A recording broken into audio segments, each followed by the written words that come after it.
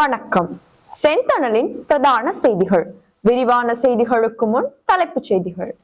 உயிரை உலுக்கும் காட்சி. கால் மடித்து அமர்ந்த நிலையில் எலும்புக்கூடு மீட்பு. செம்மணி மனித புதுகுழி அகழ்வு பணிகள் நிறைவு. அதிகரிக்கும் சட்டவிரோத கடற்றொழில் நடவடிக்கைகள். இலங்கை மின்சார சபை ஊழியர்களின் தொழிற்சங்க நடவடிக்கை இன்று முன்னெடுப்பு. பாலியல் துஷ்பிரயோக வழக்கு. சகோதரர்களுக்கு விதிக்கப்பட்ட கடுமையான தண்டனை. பத்மேவின் போதைப்பொருள் கடத்தல். மொட்டு அரசியல்வாதியின் சகோதரர் கைது.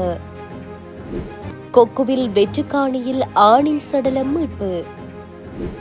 மேல் மாகாணத்தில் அடுத்தடுத்து பதிவான 4 துப்பாக்கி சூடுகள். ஷேலில் ஆயிரக்கணக்கான இலங்கையர்கள் விசா இன்றி அந்தரிப்பு. தொடர்வன விரிவான செய்திகள்.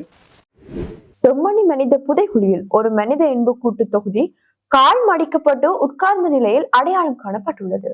மனித புதைகுழியின் 2ஆம் கட்டத்தின் 3ஆம் பகுதி அகழ்வு பணிகள் கடந்த 25ஆம் தேதி ஆரம்பிக்கப்பட்ட நிலையில் நேற்று வெள்ளிக்கிழமை 12வது நாளாகவும் முன்னெடுக்கப்பட்டது. அகழ்வு பணிகளின் போது குவியலாக 8 மனித எலும்பு தொகுதிகள் அடையாளம் காணப்பட்ட நிலையில் அவற்றை சுத்தம் செய்யும் பணிகள் முன்னெடுக்கப்பட்டன. புதைகுழியிலிருந்து புதிதாக 11 எலும்புக்கூட்டு தொகுதிகள் முற்றாக அகழ்ந்தெடுக்கப்பட்டுள்ளன. மேலும் 5 எலும்புக்கூடுகள் அடையாளம் காணப்பட்டுள்ளன. செம்மணி மனித புதுகுழியில் 2ஆம் கட்ட அகழ்வு பணிகளுக்காக நீதிமன்றம் 45 நாட்கள் அனுமதி வழங்கியுள்ள நிலையில் நேற்று 44வது நாளாக அகழ்வு பணி முன்னெடுக்கப்பட்டது. இதேவேளை நேற்று வரை 235 எலும்புக்கூட்டு தொகுதிகள் முற்றாக அகழ்ந்தெடுக்கப்பட்டுள்ளன. 240 எலும்புக்கூட்டு தொகுதிகள் அடையாளம் காணப்பட்டுள்ளன. மேலும் இன்று சனிக்கிழமையுடன் அகழ்வு பணிகள் நிறைவு பெற்றுள்ளமை குறிப்பிடத்தக்கது. யாழ்ப்பாணம் செம்மணி அரியாலை சித்துப்பாத்தி இந்து மயான மனித புதைகுழியின் 2ஆம் கட்ட அகழ்வு பணிகள் இன்றுடன் நிறைவடைந்துள்ளது. செம்மணி சித்துப்பாத்தி மனித புதுகுழியில் இதுவரை 240 மனித எலும்பு கூடுகள் அடையாளம் காணப்பட்டுள்ளன. இவ்வாறு அடையாளம் காணப்பட்டவற்றில் 239 மனித எலும்பு கூடுகள் முழுமையாக அகழ்ந்தெடுக்கப்பட்டுள்ளது. சித்துப்பாத்தி மனித புதுகுழியின் 2ஆம் கட்ட அகழ்வு பணிகள் 45வது நாளாக இன்று யாழ்ப்பாண மாவட்ட மேலதிக நீதவான் செல்வநாயகம் லெனின்குமார் முன்னிலையில் முன்னெடுக்கப்பட்டது. அகழ்வு பணிகள் முதல் கட்டம் 9 நாட்களும் 2ஆம் கட்டம் 45 நாட்களுமாக மொத்தம் 54 நாட்கள் நடைபெற்ற நிலையில் 240 மனித எலும்பு கூடுகள் அடையாளம் காணப்பட்ட நிலையில் 239 எலும்பு கூடுகள் முழுமையாக அகழ்ந்தெடுக்கப்பட்டு சட்ட வைத்திய அதிகாரி செல்லையா பிரணவரிடம் ஒப்படைக்கப்பட்டுள்ளதாக சட்டத்தரணி VS நிரஞ்சன் தெரிவித்துள்ளார். இதேவேளை சித்துப்பாத்தி மனித புதுகுழி வளாகத்தில் மேலும் எலும்புக்கூடுகள் காணப்படக்கூடும் என நீதிமன்றத்திற்கு ஏற்கனவே அறிக்கை சமர்ப்பிக்கப்பட்டுள்ளது.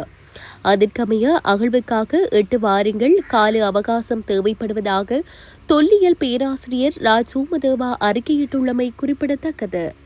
தற்போது வடமராட்சி கடற்பரப்பில் சட்டவிரோத உள்ளூர் இழுவைமடி தொழில் இடம்பெற்று வருவதாகவும் இது தொடர்பாக பல்வேறு முறைப்பாடுகளை பதிவு செய்தும் எந்தவிதமான பதிலும் கிடைக்கவில்லை என வர்ணகுலசிங்கம் தெரிவித்துள்ளார். தனது இல்லத்தில் நடாத்திய ஊடக சந்திப்பிலேயே அவர் இவ்வாறு குறிப்பிட்டுள்ளார். சட்டவிரோத உள்ளூர் இழுவைமடி தொழில் குறித்து கடற்றொழில் மற்றும் நீரியல் துறை அமைச்சருக்கு வழங்கியும் எந்தவிதமான பதிலும் இல்லை. இதனால் கடற்றொழில் சமூகம் தொடர்ந்து பாதிக்கப்படுகிறது. கடற்றொழிலாளர்களின் பிரச்சினைகளை கதைப்பதற்கு எவரும் இல்லை. மேலும் கடற்றொழில் அமைச்சர் கடற்றொழிலாளர்கள் பிரச்சினை தொடர்பாக எதுவும் பேசுவதில்லை என்றும் தெரிவித்ததுடன் தமிழ் மக்களின் அரசியல் அபிலாஷிகளை வென்றெடுக்க அனைத்து அரசியல் கட்சிகளும் ஒன்றிணைந்து குரல் கொடுக்க வேண்டும் என்றும் அவர் மேலும் தெரிவித்தார். இலங்கை மின்சார சபை ஊழியர்களின் தொழிற்சங்க நடவடிக்கைகள் இன்று 2வது நாளாகவும் தொடர்கிறது.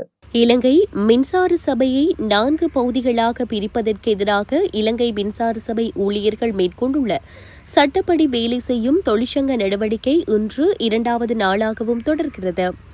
இந்த நடவடிக்கையில் ஒரு ஊழியரும் தன்னார்வ ஓய்வு திட்டத்திற்கு உடன்படவில்லை என இலங்கை மின்சார சபையின் தொழில்நுட்ப வல்லுநர்கள் சங்கத்தின் தலைவர் கோசல அபிசிங்க தெரிவித்தார். மேலும் செப்டம்பர் 15ஆம் தேதி வரை இந்த தொழிற்சங்க நடவடிக்கை தொடரும். தற்போதைய அரசாங்கத்தின் பொறுப்பற்ற மற்றும் வெளிப்படையற்ற செயல்முறைகள் காரணமாகவே இந்த தொழிற்சங்க நடவடிக்கை தொடங்கப்பட்டது.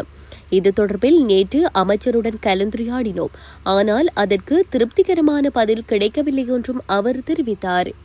மன்னார் மேல் நீதிமன்றத்தில் 16 வயதுக்கு குறைந்த பெண் பிள்ளையை பாலியல் துஷ்பிரயோகம் செய்த குற்றச்சாட்டில் ஒரே குடும்பத்தைச் சேர்ந்த சகோதரர்களுக்கு 7 வருட கடூழிய சிறை தண்டனை விதிக்கப்பட்டுள்ளது. இந்த தீர்ப்பை நீதிபதி மிகால் வழங்கியுள்ளார். பாதிக்கப்பட்ட சிறுமியின் நெருக்கடியான நிலை மற்றும் இவ்வாறான குற்றங்கள் மீண்டும் இடம்பெறாமல் இருக்க வேண்டும் என்பதற்காக இந்த தண்டனை விதிக்கப்பட்டது. 7 வருட கடூழிய சிறை தண்டனைக்கு மேலாக பாதிக்கப்பட்ட சிறுமிக்கு 5 லட்சம் நஷ்டஈடு தொகையும் வழங்க தீர்ப்பளிக்கப்பட்டது.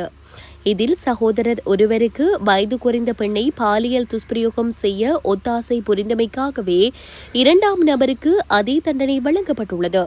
இந்த வழக்கு தொடர்ந்த தரப்பில் சட்டமா அதிபர் சார்பில் அரசு சட்டவாதி ஆறுமுகம் தனுஷன் மற்றும் சிவஸ்கந்த ஸ்ரீ ஆகியோர் வழக்கை நெறிப்படுத்தியிருந்தனர். வழக்கு நியாயமான சந்தேகத்திற்கு அப்பால் நிரூபிக்கப்பட்டதன் அடிப்படையில் குற்றவாளிகளுக்கு கடூழிய சிறை தண்டனை விதிக்கப்பட்டுள்ளது. மித்தனிய தலாவ பகுதியில் புதைக்கப்பட்டிருந்த ஐஸ் என்ற போதைப் பொருள் ரசாயன விவகாரம் தொடர்பில் முன்னாள் ஸ்ரீலங்கா பொதுஜன பெரமுனவின் பிரதேச சபை உறுப்பினர் சம்பத் மெனம்பேரியின் சகோதரர் கைது செய்யப்பட்டுள்ளார். போதைப்பொருள் தயாரிக்க பயன்படுத்தப்படும் கிட்டத்தட்ட 50,000 கிலோகிராம் ரசாயனங்கள் கண்டுபிடிக்கப்பட்ட குற்றச்சாட்டில் குறித்த நபர் கைது செய்யப்பட்டுள்ளார். சந்தேக நபர் மேற்கு தெற்கு குற்றப்பிரிவால் கைது செய்யப்பட்டதாக தெரிவிக்கப்படுகிறது. சமீபத்தில் கைது செய்யப்பட்ட ஒழுங்கமைக்கப்பட்ட குற்றவாளியான பாக்கோ சமனிடம் நடத்தப்பட்ட விசாரணைகளின் போது இந்த ரசாயனம் பற்றிய தகவல்கள் வெளியாகியுள்ளன. அதன்படி மேற்கு வடக்கு குற்றப்பிரிவை சேர்ந்த அதிகாரிகள் குழு நேற்று மித்தனிய தலாவ பகுதியில் உள்ள ஒரு நிலத்தில் புதைக்கப்பட்டிருந்த இந்த ரசாயனங்களை கண்டுபிடித்தனர். மேலும் பொதுஜன பெரமுனவின் முன்னாள் உள்ளூராட்சி மன்ற உறுப்பினரான சம்பத் மெனம்பேரி மற்றும் அவரது சகோதரர் ஆகியோர் இவ்வாறு சம்பந்தப்பட்ட ரசாயனங்களை மறைத்து வைத்திருந்ததாக போலீசார் தெரிவித்தனர். இதன்படி தற்போது காவலில் உள்ள ஒரு ஒழுங்கமைக்கப்பட்ட குற்றவாளியான கெகல் பத்திர பத்மி CS என்ற மருந்தை தயாரிக்க பயன்படுத்தப்படும் இந்த ரசாயனங்களை நாட்டில் இறக்குமதி செய்திருப்பது தெரியவந்தமை குறிப்பிடத்தக்கது. யாழ் கொக்குவில் கல்வாரி தேவாலயத்திற்கு அருகிலுள்ள வெற்றுக்காணியில் ஆணொருவரின் சடலம் மீட்கப்பட்டுள்ளது. கொக்குவில் பகுதியை சேர்ந்த சிவசாமி தனபாலசுந்தரம் என்பவரே சடலமாக மீட்கப்பட்டுள்ளார். இவ்வாறு மீட்கப்பட்டவரின் சடலம் உடற்கூற்று பரிசோதனைகளுக்காக யாழ்ப்பாணம் போதனா வைத்தியசாலைக்கு அனுப்பப்பட்டுள்ளது. இன்று காலை பாணந்துறை அலுபோமுள்ள சந்தகலவத்த பகுதியில் உள்ள விற்பனை நிலையம் ஒன்றின் மீது துப்பாக்கிச்சூடு சம்பவம் ஒன்று நடந்துள்ளது. அடையாளம் தெரியாத இருவர் N99 துப்பாக்கியால் சுட்டுவிட்டு தப்பி சென்றதாக தெரிவிக்கப்பட்டுள்ளது. துப்பாக்கி சூடு நடந்தபோது விற்பனை நிலையத்தில் ஒரு பெண் இருந்த போதிலும் துப்பாக்கி தாக்குதல் விற்பனை நிலையத்தின் குளிர்சாதன பெட்டியை தாக்கியதாக தெரிவிக்கப்படுகிறது. அதுபோமுள்ள போலீசார் மற்றும் பாணந்துறை போலீஸ் பிரிவுக்கு பொறுப்பான சிரேஷ்ட போலீஸ் அத்தியட்சகர் நிஷாண்டி சில்வாவின் மேற்பார்வையின் கீழ் மேலதிக விசாரணைகள் முன்னெடுக்கப்பட்டு வருகின்றன.